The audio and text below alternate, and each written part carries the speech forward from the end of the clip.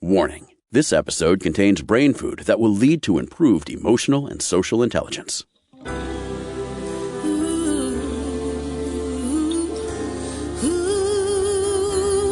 Give us 1 hour and we'll help you change the way you think about happiness. Harvesting Happiness with Lisa Cypers-Kamen is fresh, optimistic, and purpose-driven media that promotes well-being from the inside out. Each week, Lisa spotlights diverse trendsetters and change agents who are the greatest contemporary thinkers and doers, devoting their lives to creating a better world in which to live.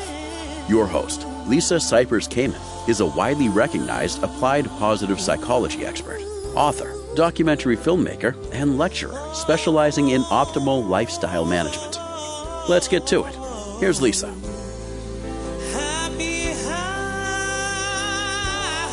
Good morning, good afternoon, and good evening wherever you are. Thanks for joining us on today's show, where you will learn about coming home to yourself, realizing your purpose at any age.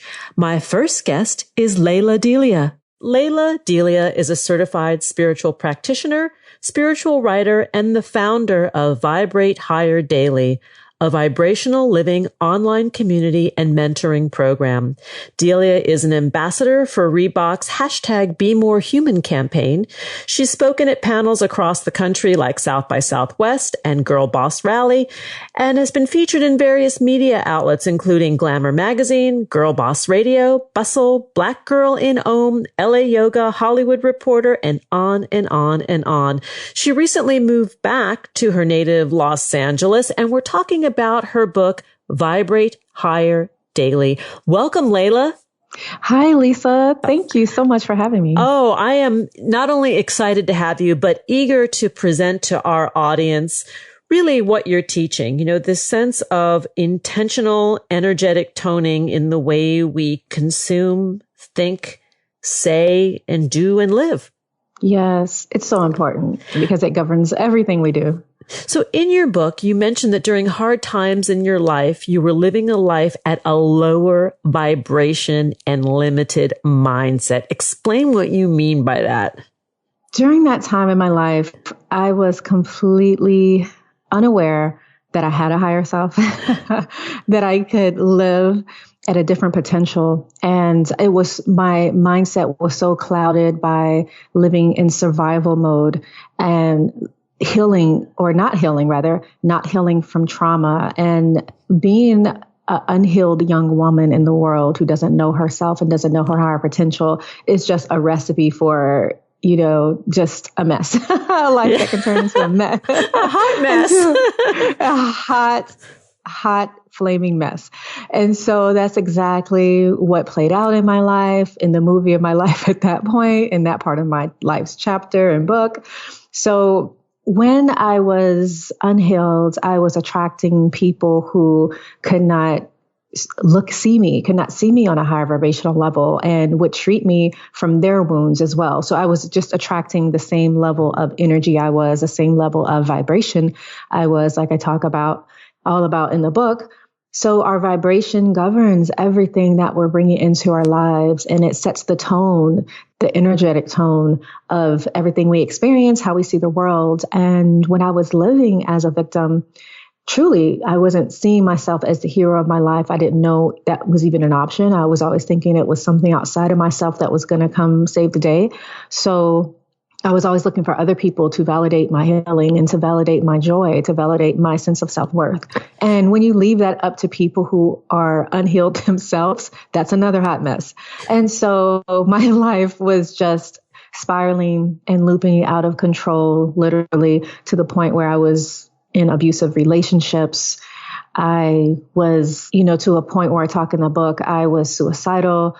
I was at the point of no return, as so I thought. And I just was hopeless. I was completely hopeless in the world and not knowing a way to go forward and not even knowing how to dig myself up out of this dark place. And then it was, as I talk about in the book, it was just a turn of fate that happened by just beautiful steps that I was able to do. Certain people were able to just crack the code and get in and set me free. or help set me free rather, because I truly believe it's us that we set our own selves free once we are able to honor the path and be obedient to the call to heal, to move forward, and to let go of our comfort zone that has been, treating us good to one point, but we outgrow. And sometimes if we stay there too long, it gets toxic, or sometimes it's just toxic from the get-go. And we just need to move on with our lives and realize what real joy and real healing is all about. It's funny. You mentioned the comfort zone, and the words that popped into my mind as you said that is that it can also be the torture chamber. Oh my goodness. Yes. And in most cases it is. It's that place where we find ourselves not thriving to a bigger level. We're playing comfortable. We're playing small. We're not believing that we have more to offer the world. We may desire it, but we're not really believing that we're capable of it. That's the comfort zone. And the comfort zone wants to keep you there. It's very magnetic there. And so it's always drawing you back when you try to get out of it even. And it takes just a powerful force to come into your life and release you from that. And that's courage. That's self-belief.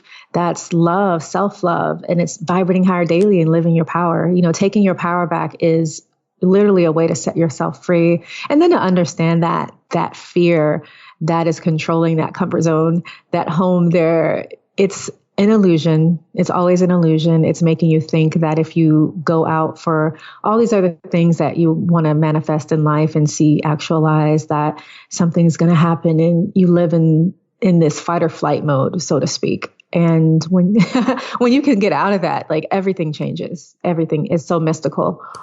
Let's take a step back for a second, because I want to have our listeners get a better awareness of what we're talking about in terms of tone and vibration. And everybody has it.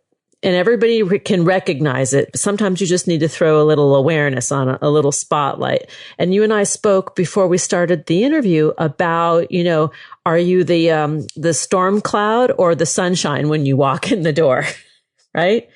And maybe that's a way to imagine, the scale of energy or the scale of light that each one of us has the ability to walk with. That's it. We are all our own environment. So whenever we come into contact with people, we're coming into environment. We're like exchanging environments, exchanging energy, exchanging vibrations. And this vibrational environment, or vibration rather, controls how your environment feels. So when you walk into a room, there's already an environment there. And, like if you walk into a room where someone has just been arguing, you can feel it. You feel that tension. It's really thick. And you can feel when there's love and joy, you feel this sense of reprieve when you walk in certain spaces, and you feel comfort when you walk in certain places. And granted, comfort can be a beautiful thing, but it's not a sign to allow fear to take over. I want to just throw that in there, and to keep us stuck in places we're not supposed to stay in.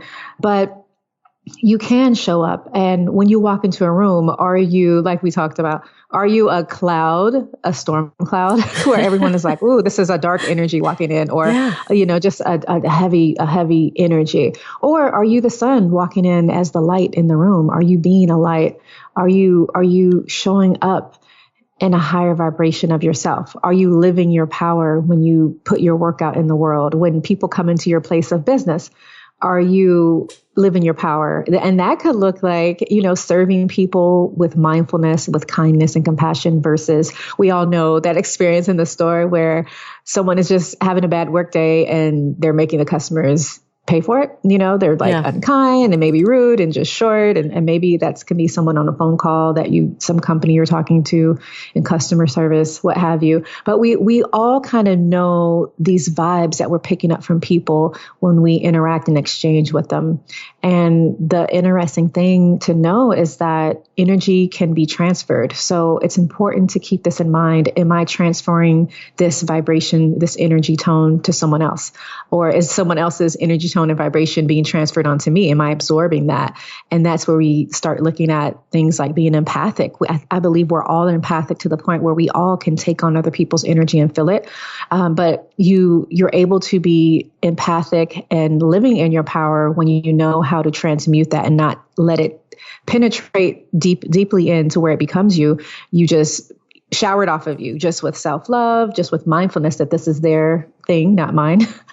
and you let it go, you release it, you don't take it on, and then you don't, as a result, go pass it on or pay it forward to someone else. Sometimes, like we can see negative energy do, we see the opposite with love. Like we pass love on, we spread it, but we don't want to spread the heavy and unpretty things. No, we don't. But talk a little bit about Vibrate Higher Daily, the website and the community that you've created. In addition to this book, which teaches us the steps to vibrate higher daily, you have a very thriving community of over 250,000 men and women. Talk a little bit about that, because that's no easy task to create that. Yeah, the community is my family. They're my vibrational family, my extended family. And I have such a love and a reverence for the community, because these are all people from all walks of life who are resonating with this message of taking their life to a higher vibration, living their power in the world. And another thing I talk about is journeying in grace. And a lot of times when we're achieving our goals and doing the things, knocking off our to-do list and looking at our achievements, or maybe we don't reach our achievements and our goals, we can be hard on ourselves, or we can tend to want to keep compiling things on our list. But sometimes we just have to journey in grace, take some love, take some self-care. And this is what I help teach on the platform, is how to journey in grace, how to bring grace into your path while you're living your power, because sometimes we have to rest, we have to slow down, we have to recharge. And then we also have to have a place where we can grow safely, where we can understand how to navigate the world through vibration. And this is what I offer on my online community on social media, but then also on my website.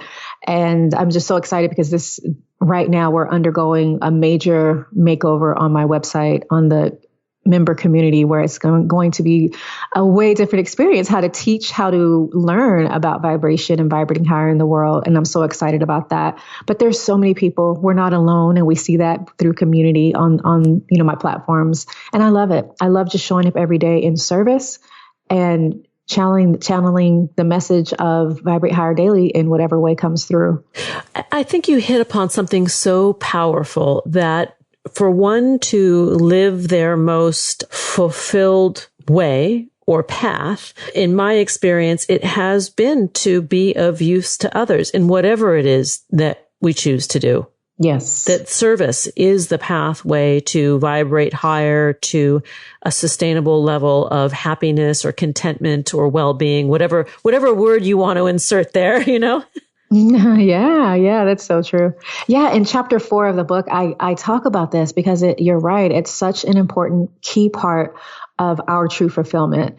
If we only stop at our own fulfillment, that's not true joy. It's not true fulfillment, and it's not our highest and best self and potential in the world.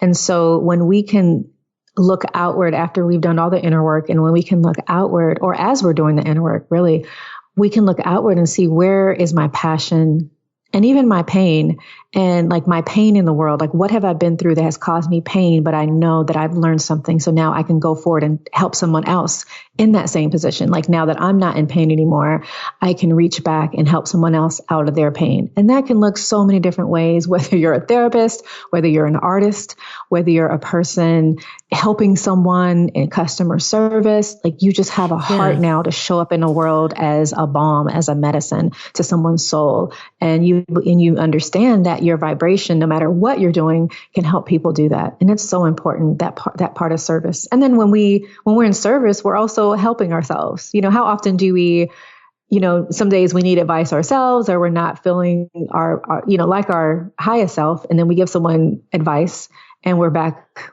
balanced again. Yeah. We're back aligned again. It's such a beautiful, beautiful reciprocal experience. Let's take a break. When we come back, we're going to continue the conversation with Lalah Delia. To learn more about her work and Vibrate Higher Daily, please visit her website, www.vibratehigherdaily.com, on Twitter at Lalah Delia, on Facebook, Lalah Delia, and on Instagram, also Lalah Delia. And Lalah is spelled Lalah. Here comes that break. We'll be right back, and that is an absolute promise. Hang on just a minute here. Before I pause, I want to express some love and appreciation for today's show sponsor, Molecule, air purification reinvented for every room in your home. Molecule is reimagining the future of clean air starting with the air purifier that is the only one destroying pollutants at a molecular level, completely removing them from the air we breathe. Molecule is state-of-the-art science that leaves antiquated HEPA filters in the dust. We've still got a lot of construction going on around the house, filling it with airborne dust and debris. The air around me is filled with pollutants and allergens which have aggravated my sinuses and activated my allergies. Molecule relieves my symptoms quickly with its photoelectrochemical oxidation, known as PICO nanotechnology, that eliminates allergens, mold, bacteria, viruses, and airborne chemicals that typical old-fashioned HEPA filters only collect. Molecule's technology has been personally effective and verified by science. But most importantly, it's been tested by real people like me. It's been tested, vetted, and proven. We keep our unit in the bedroom because breathing clean air improves our sleep. Molecule has already helped allergy and asthma sufferers around the country better cope with their conditions and significantly reduce their symptoms. One customer even said that she was able to breathe through her nose for the first time in 15 years. Molecule doesn't just have groundbreaking technology on the inside, it has a sleek aluminum design that makes it the Apple of air purifiers. Here's a New Year's resolution for you. Stop breathing contaminated air. Cleaner air is healthier air. Join me in better breathing and receive 10% off your first air purifier order. Visit molecule.com, MOLEKULE.com, and be sure to enter the promo code HH10 at checkout. Once again, it's molecule.com, MOLEKULE.com. And don't forget the promo code HH10 to receive 10% off your first air purifier order. Now here comes that pause. We'll be right back, and that is a guarantee. To learn more about cultivating sustainable well-being at home and the office, visit harvestinghappiness.com and explore Lisa's experiential on-site brain fitness workshops, corporate programming, and speaking engagement services.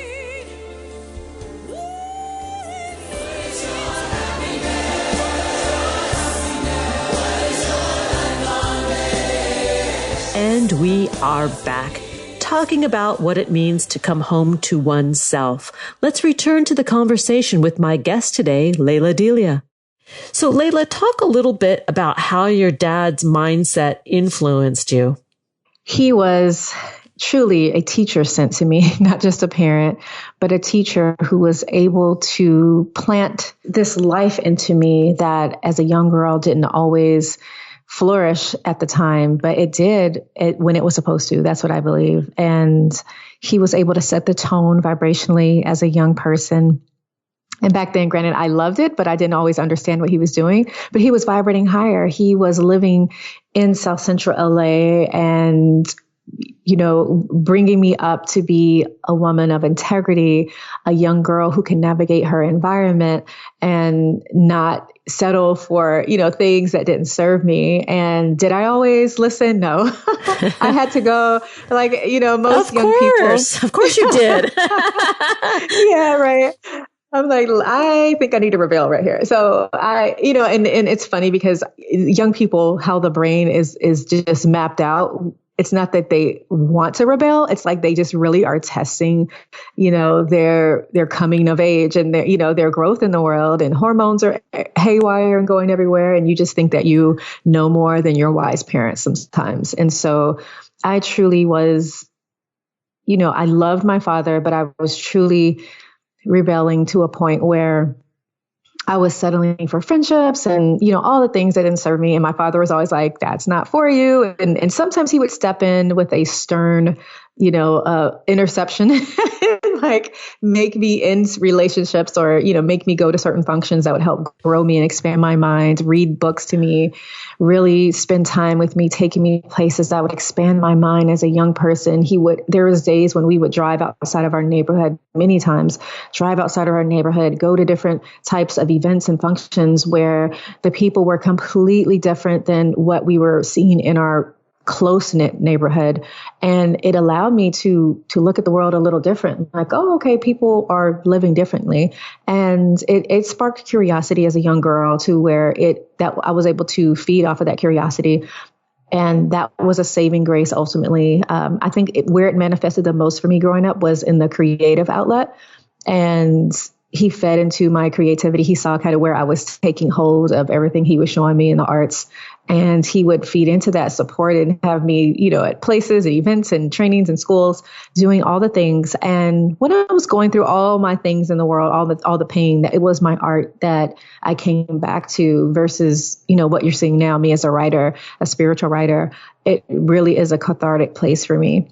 And through that, I was able to offer now something to the world, which I love. But yeah, he was so instrumental in setting a vibrational tone in my home that allowed me to feel at home and that I had a sacred space in the world, no matter what pain I was looking at in the world. And granted, a lot of the pain that I was having was not my fault at all. It was things that I didn't ask for, but experienced, and him not knowing all of what was going on because I dared not tell him, not knowing what would happen. But I was more so in protection of him. But I was able to find just reprieve, just being around him and in the home and the energy that he built for us, which was all about setting a higher energy tone and a place of warmth and a place where I knew I was taken care of and tended to as a child from a parent, which is just really important. He was there. He was present. Like we talked about earlier, he had a meaningful presence and just a beautiful spirit, which he still does.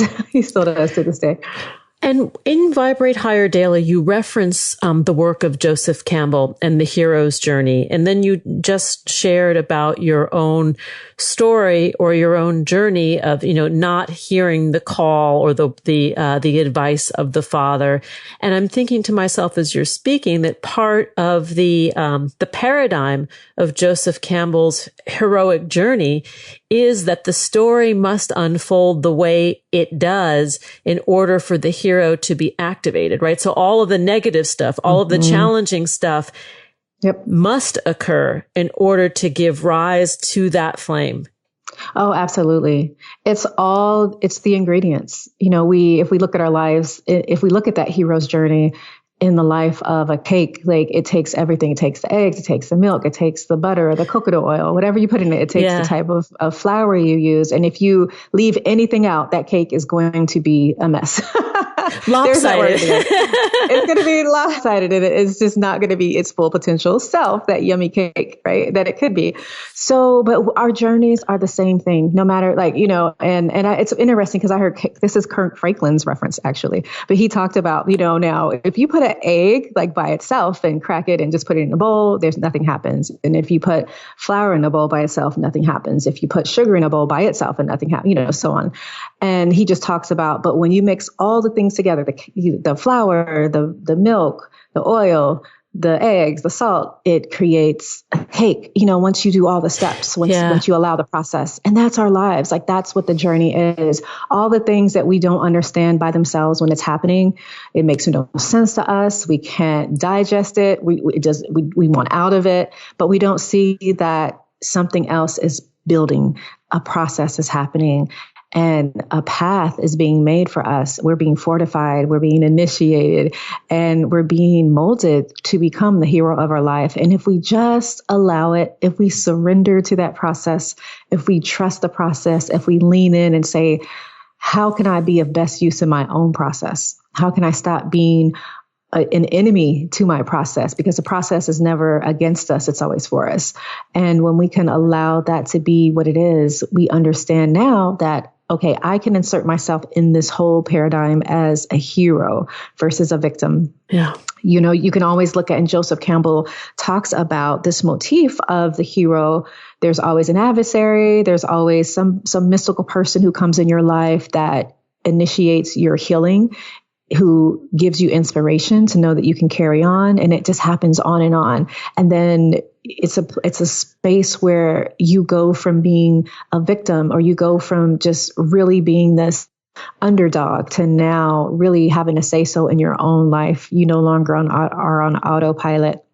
And you realize I have power to really turn this around and to help guide my guide my path and guide this whole ship I'm sailing. So it's just not at sea floating in any which direction. Yeah. And I'm just okay with that. But now I'm taking charge of this vessel and navigating forward in my power and with mindfulness and intention. That makes all the difference in the world then when you have those key components, because now that helps guide you vibrationally and energetically, how you show up, what you accept, what you say no to. Right? Let's give our listeners a couple of examples of ways that we can alter our own environment to be more open to scaling the tone up.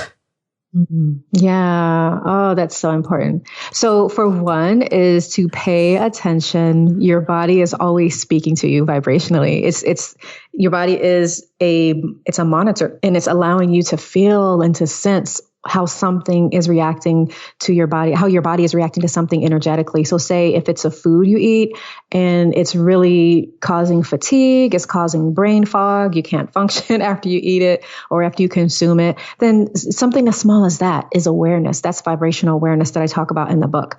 And it happens on the most smallest, minute levels. And then on the big levels, like maybe you're in a career field where you don't feel fulfilled, you don't see energy shifting. You've tried, you've totally done all you can, but then you know it's time to expand outward and leaving that job, surrendering it, letting it go, and then moving out, expanding out into that, expanding your experience out into something else. Maybe you don't know what it is yet, but that's that vibrational awareness that I know it's drawing you. It's always pulling you in a certain direction. So that's a way. Or then maybe it's in a relationship with a person. You just notice that maybe, energetically, vibrationally, I feel beautiful around this person. I feel heard. I feel safe. I feel consoled. All the things that we look for in beautiful functioning relationships. Or when it's not functional, then maybe you don't feel seen and heard.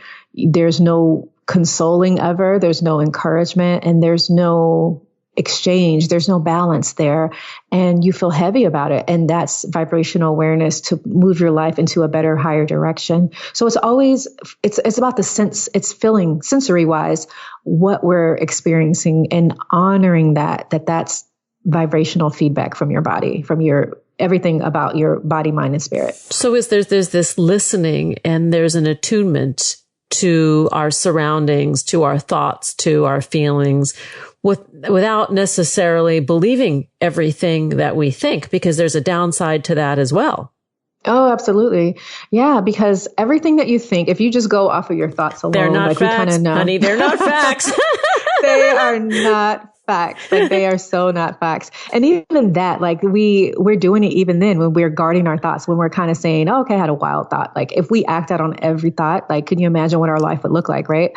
And so having the discernment to know what thoughts to give energy to, and say, for instance, that you want to get better at this, it's the more you do it, it's a muscle. The more you honor navigating your thoughts in a higher direction, the more better thoughts you'll have. But when you keep feeding into lower thoughts and being reactionary to them, you have more of that. So it's basically like, what mind do you want to feed? Do you want to feed the critical mind, the judging mind, the lower vibrational mind, the self-defeated mind? Or do you want to feed the mind that is an overcomer, that's the hero of your life, that is healthy, that is abundant? It's what thoughts do you want to feed? And the mind is like that. It's going to go where you're putting energy towards. And that's another way just to show up and understand that you have power. You can live your power in a way in the world to where now your thoughts, your actions are more aligned to how you want to live versus, you just having this ethereal idea or this idea outside of your head that other people can have the beautiful life and the beautiful things. Maybe it's the relationship and the career or the home, but you can't have it, or the platform, right? But when you start really paying attention to vibration, because vibration is going to be the tool that's going to help you navigate there to get to that, to actualize that. So when you start honoring your vibration, your energy, it's going to guide you there. And then it shows up even louder. It gets clearer. There's more clarity there. Would you read a short passage from your book, Vibrate Higher Daily? We're almost out of time, but I'd love to give our listeners a flavor, and then we'll need to sign off. Yes. I have a piece here. This is just a really short, simple piece. And it's in the book, and it's under the journey section, and it's in chapter 2. Don't ever stop believing in your personal transformation. It is still happening on the days you may not realize it or feel like it. Amen. Amen. Amen. Amen. Yes. Or a woman. Yes. Thank you so much. My guest today has been Lalah Delia. We've been talking about her book, Vibrate Higher Daily, How to Rise to Your Potential and Embrace Vibrational-Based Living for Empowerment, Wholeness, and Well-Being. To learn more, please visit vibratehigherdaily.com. On Twitter at Lalah Delia. On Facebook, that's Lalah Delia. And on Insta, also Lalah Delia, and Lalah is spelled Lalah. Lalah, thanks for coming by for a virtual cup of tea today. Thank you so much for having me. It was such a pleasure. Oh, I feel the same way. Me too. Yes. We're going to take a pause and we'll be right back. Did you know that happiness is actually good for your health? Happy people live longer, are more productive, and make better partners, parents, and professionals. Connect with us on Facebook at Harvesting Happiness and follow Lisa on Twitter at Lisa Kamen for a daily dose of inspiration.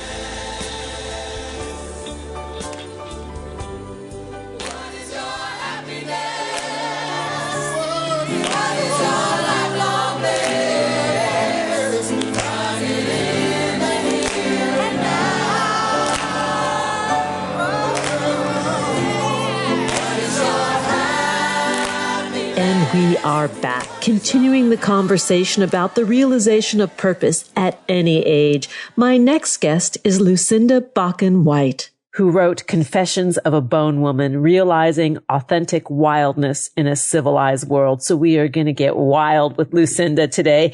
Lucinda Bakken White began her professional career with an MBA and a coveted position at IBM. Throughout the years, Lucinda's deep connection with nature and her insatiable quest for learning has led her to study and work with internationally acclaimed philosophers and prominent figures across a broad spectrum of disciplines.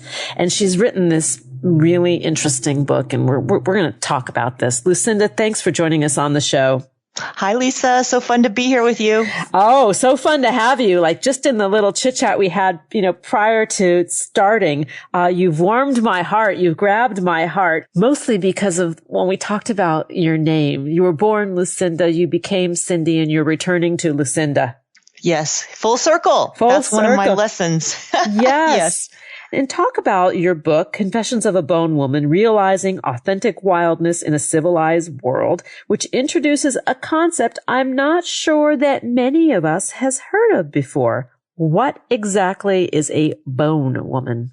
Yes, a bone woman is a woman who collects bones, animal bones, and the reason is it's symbolic.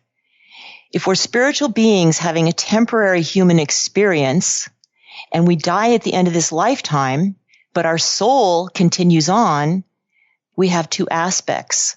And so the bones are symbolic of our inner essence, our authenticity, the part of us that never dies. And a bone woman collects animal bones, which is symbolic of her reclaiming herself, those parts of herself that have been tamed and shamed and suppressed by cultural conditioning, familial conditioning, whatever. The subtitle of your book, Realizing Authentic Wildness in a Civilized World. Speak to the wildness, girl. Wildness. Yes. We have this idea in our modern culture that wildness means, hey, let's get drunk. Whoa, let's jump off the building into a swimming pool. And that just speaks to our idea that we have a calling to be wild. But because we have placed a predominant emphasis on our human nature, which is tangible, its form, its doing, its accomplishments and beauty and awards and degrees and money, we have neglected our inner essence that's invisible. So the wildness, our soul is actually wild. Our inner authentic nature is wild. And what that means is it wants to move. It's our childlike self. Spontaneous, creative, curious, and free. That's the wildness I'm speaking of. And so many people in our modern era suffer from depression and sadness. And what a huge indicator is that you're not connected to your wildness is when you are depressed, because we've been taught to overemphasize perfection and doing, and we're exhausted. But if we would take the time to go inward and get to know who we are on the inside, and to get these messages from our inner authentic self, they are that spontaneous, creative wildness. And it's a higher vibration energy, and it moves us. And it wakes us up. It's an internal enlivening energy. And that's the wildness that I speak of and connect to. Let me ask you a couple of questions about your previous professional career and how the domestication process of humanity was supported or hindered by that former life, right? You have an MBA. You worked in the past at IBM. Were you the wild woman running through IBM? Or were you the domesticated Cindy that was running through IBM? I was very tamed and domesticated, but yeah, I was out at night, going to parties and drinking, a lot of wine and, that kind of wildness. And there's nothing wrong with that. That's really fun. But I wasn't connected to who I was on the inside. What happened was I was a wild, free nature child in the first decade of my life because I was raised by a single mother. We didn't have a lot of money, so I was always in nature. But then she married an affluent man when I was 11, and the rules changed. So in hindsight, it was brilliant. But at the time, it was very painful because all of a sudden, he shaped me in to become a yuppie and put me on diets to be skinny. And it was all about good grades and degrees. And I got a master's in business and worked for IBM and drove a Porsche and starved myself. And then by age 27, I had accomplished the American dream that my family and the culture had told me would make me happy. But I realized that this was in 1987. It was a while ago. That there was a disconnect between how I felt on the inside and my emotions and my feelings compared to how I looked on the outside. And when I tried to talk to people and about this confusion, everybody looked at me and said, I don't feel sorry for you. You have it all. Yeah. That created a crisis. The disconnect was a crisis, and I spiraled into a suicidal depression. But no, I was very, very controlled and contained in the public arena of work and in my family and in my community. But then, of course, I would get out my wildness with my friends and go to parties, but it wasn't enough. It wasn't an authentic wildness. And it sounds like in your body that you became trapped in the body through restriction. Exactly. And that's what made me depressed. Yeah. You're not feeding your soul, like when we are in that state. And, girl, I can relate to what you're sharing. And, then something happens, right? Then in the worst crisis, I don't know, the stroke of genius can be ignited. Exactly. And that was the ultimate lesson I learned. Everything happens as an opportunity to grow and to have more self-awareness. So if I hadn't spiraled into my depression, then I never would have wanted to go inward.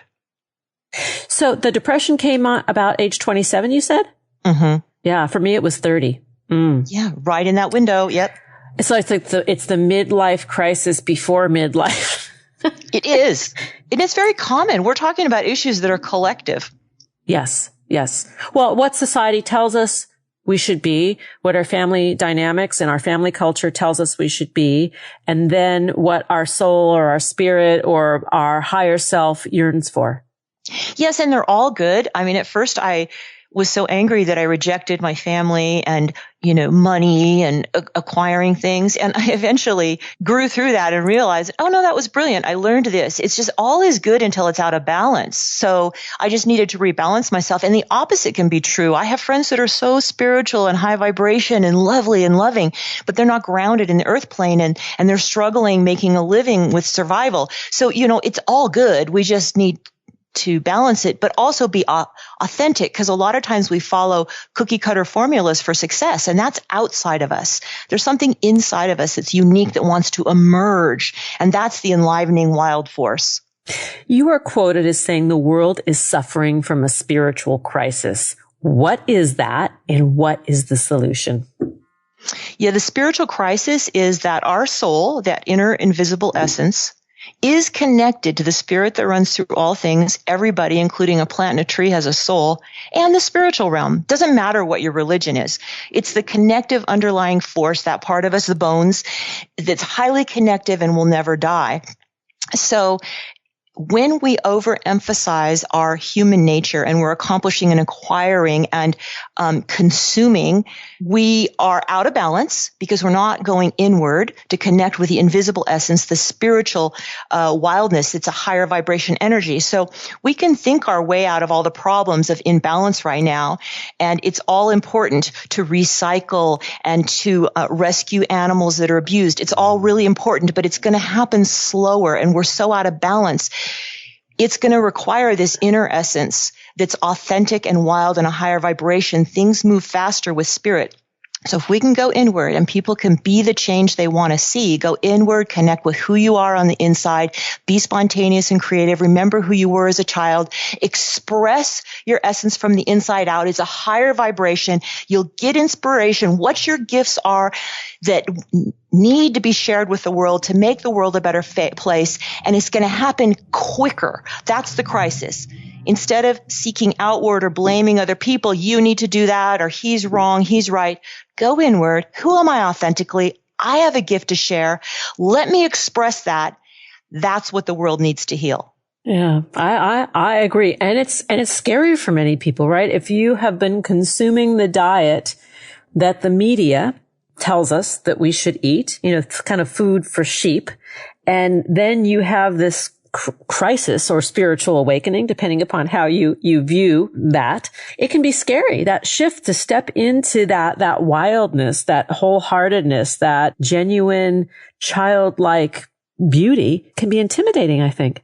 Oh, yeah, it's terrifying because we have a need as humans, and it's legitimate. We want to fit in. We want to be loved. We want to be connected to clan or tribe or culture. And so if we are going against the grain and doing something that a lot of people around us aren't doing, we feel that we're going to be ostracized and maybe even die because we depend on other people for our survival and love and touch and interaction.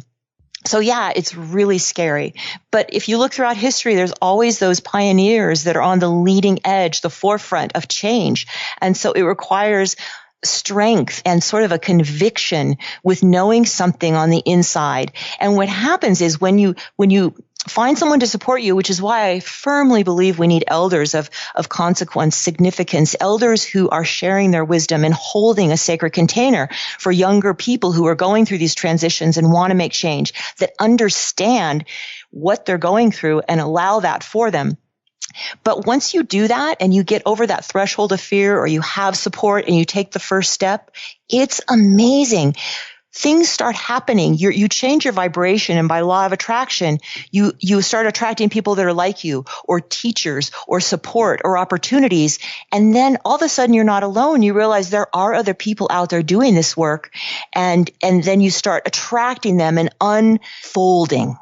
Yes, the unfolding process. We are going to take a brief break. And when we come back, we're going to continue the conversation with my guest today, Lucinda Bakken White. We're talking about her book, Confessions of a Bone Woman, Realizing Authentic Wildness in a Civilized World. To learn more, please visit AuthenticWildness.com. On Twitter, you can find Lucinda at the Lucinda White, and on Facebook, Lucinda Bakken White. Here comes the break. We'll be right back, and that is a guarantee. Who says money can't buy happiness? Whether you are a skeptic or seeker, check out Lisa's new book. Are we happy yet?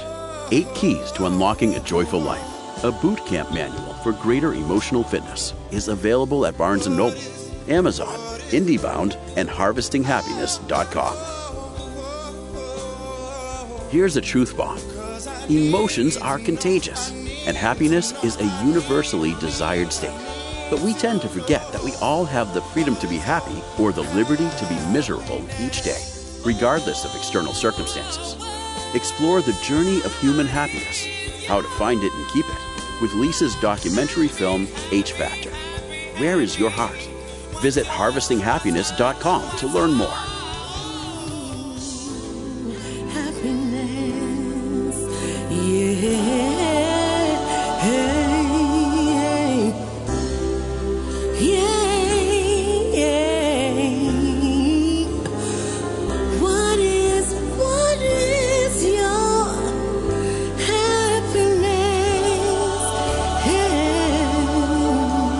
And we are back, continuing the conversation with my guest, Lucinda Bakken White. We're talking about what it means to come home to oneself, realizing our purpose at any age. Let's get back to the discussion. All right, Lucinda, prior to the break, we were talking a bit about this reclamation process of self, returning to this place of authenticity and wonder and the sort of the beauty of that childlike state where we're unrestricted and unfettered by what society tells us we should do or who we should be. Talk a little bit about one of your wild experiences. You have been on some wild adventures in your lives, including tracking wolves. Yes, I've answered the call. You get these invitations or inklings, or you have these yearnings and desires, and all of a sudden something taps on your door. It helped to awaken my authenticity and my soul and enliven me to go on wild adventures. We all have an inner and outer nature that mirror each other. So spending time in nature helps to awaken the nature inside of us, especially if we have all of our senses open. I mean, many of us are in nature with headphones or talking to our friends or thinking about goals, and commitments and getting things done. But when we're in nature with all of our senses open, smelling, seeing, tasting, touching, it opens conduits, and these vibrations, these wild vibrations come into us and tune us. So when my kids went to college, I just randomly, spontaneously, synchronistically went on several wild adventures to get this whole last stage of life going. The first was I went wolf tracking in the North Woods of Wisconsin because I had always resonated with a wolf totem. I work a lot with animals. Our ancestors believed that every person had an animal totem that was symbolic or a mirror of their authentic nature. So if you connect with that animal, you learn more about yourself and how to behave. Animals were their guides. They learned from wolves how to hunt and so on.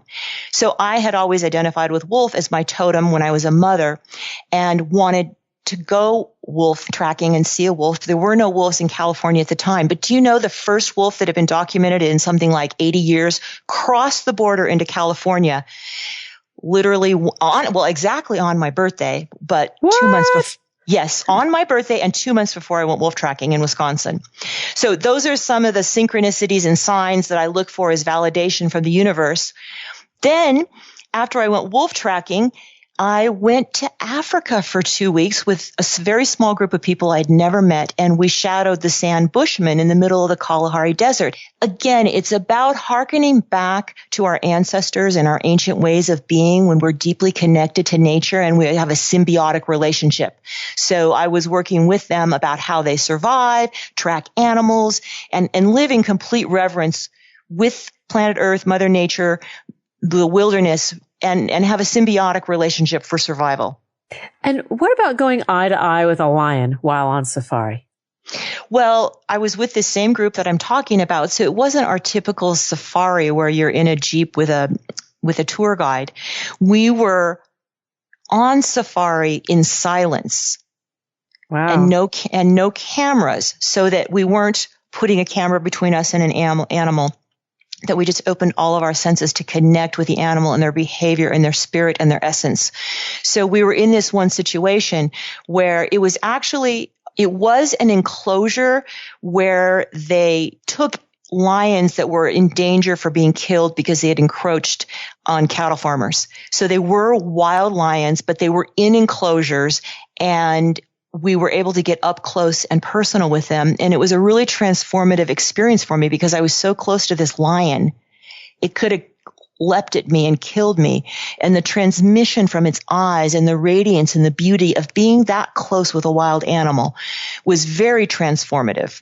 I can imagine. My goodness. And so you had this eye contact where you each recognized something more, something this sort of on a soul level. Is that what you're saying? Or yes, you get this transmission where if the eyes are the window to the soul, I saw something in that wild animal that was reflected back to me. Now, you have to, I'm not recommending that people go out and go face to face with a lion. You have to be smart about it.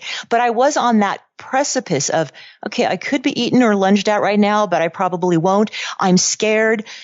I mean, really, it brought me to tears. But also in my book, there was a lot of symbology with animals. Every chapter in the whole memoir, which chronicles my life from 0 to age 55, each chapter has an animal and what that animal taught me about how to transform and get closer to who I was authentically, or equally when I was out of balance. So my father was a lion. My mother and father were lions. Those were their totems, I later figured out. But I was a wolf. So I didn't quite fit into the family structure. And neither one is right or wrong, good or bad. They're just different.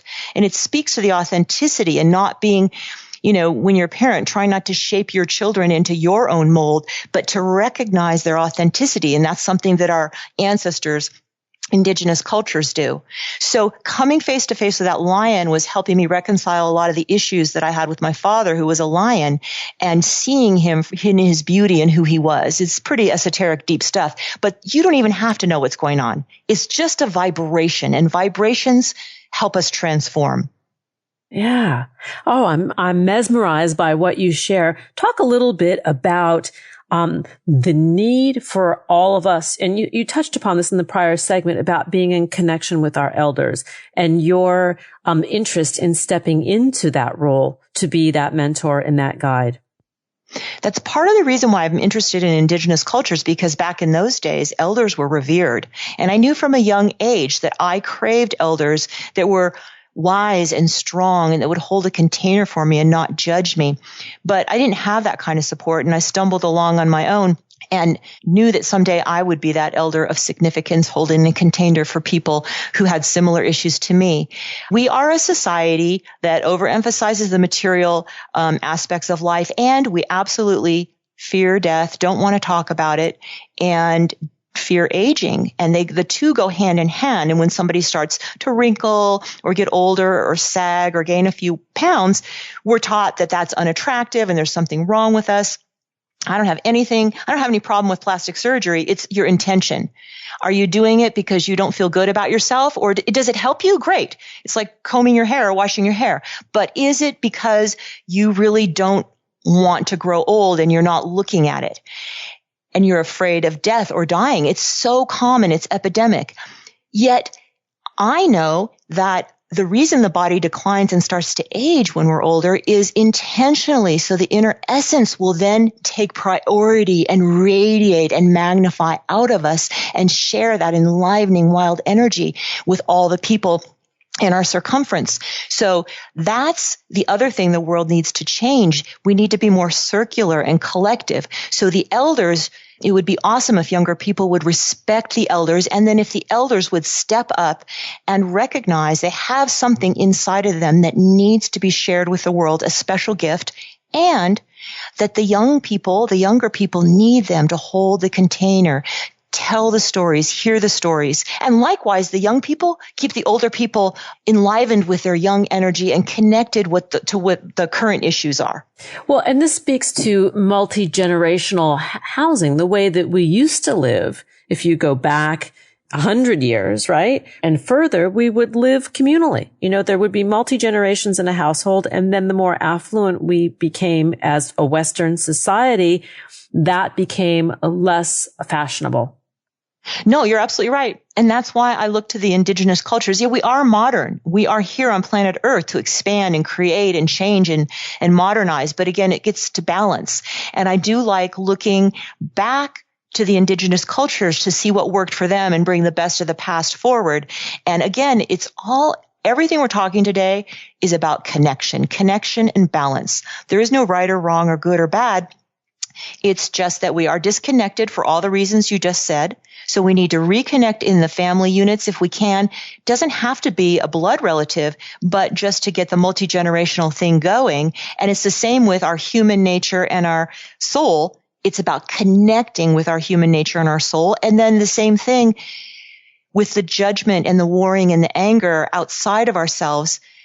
Instead of looking at people and being angry at what they're doing, find the common ground, the spirit that connects us to all people, and just do what we want to do authentically instead of being so angry at other people because they're different than us.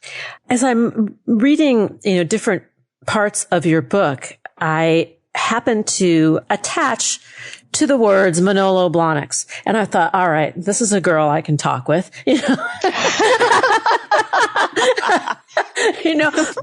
because what you're talking about, and I'm a firm believer in what you're sharing. I agree with you. So we have this esoteric ether. And then on the other side, I'm like, all right, this girl, she knows, that sometimes a good pair of high heels is just good. Absolutely. It's balance. Yes. I grew up in Silicon Valley. My husband was a CEO of a big company. I went to high society events and collected couture and, go to the tanning salon. I've done it all. I lived in Los Angeles for 10 years. And so I did go through the phase where I rejected that and said, oh, that's so shallow. But as I get older, the wisdom is balance. No, I'm a human being. I want to live on earth and see what it's like to accumulate and manifest until it gets out of balance. And then I want to go the other direction and vice versa. You work, as we mentioned earlier, as an inner wildness guide. And this sounds like something that all of us could use. What does this entail? Well, I believe that when we have wounds growing up, that there's wisdom there. And if we can turn our own wounds around, then we have firsthand experience that we can share with other people. So my original wound was not being seen for who I was on the inside. And that really pained me. I now have the gift of seeing who people are on the inside. So when I work with them as an inner wildness guide, I help them connect with that inner authentic essence and their wildness. I do it by taking them into nature. I do it by working with them in my barn where I have the animal bones, and I do it by phone if they're long distance. But I also have a blog that I publish every week, and my book, of course, that has a lot of wisdom in it, and I do public speaking. Wow. Well, and you are doing a lot, and I just love talking with you. You have so much to share, and the story of authentic wildness is so vital to our well-being. And I challenge our listeners to go to that place of authentic wildness, to dare yourself, to set yourself free in that way. My guest today has been Lucinda Bakken White. The book we've been speaking of is Confessions of a Bone Woman, Realizing Authentic Wildness in a Civilized World. To connect with Lucinda, you can do so at her website, authenticwildness.com, on Twitter at @TheLucindaWhite, and on Facebook, Lucinda Bakken White. Lucinda, thanks for joining me today. Oh, thank you, Lisa. Thanks for joining us on Harvesting Happiness today. This is Lisa Cypers-Kamen and my guests, Delia and Lucinda Bakken White, wishing you kind thoughts, kinder words, and the kindest of actions. Until next time, remember, happiness is an inside job. Happiness is your inside job. Go out and rock your day. Keep harvesting your own happiness anytime and anywhere from the comfort of wherever you are. Subscribe, listen, and share hundreds of downloadable episodes via our free app or from our libraries at toginet.com, iTunes, Google Play, and other fine podcast platforms. To learn more about Lisa's global consulting services, please visit harvestinghappiness.com.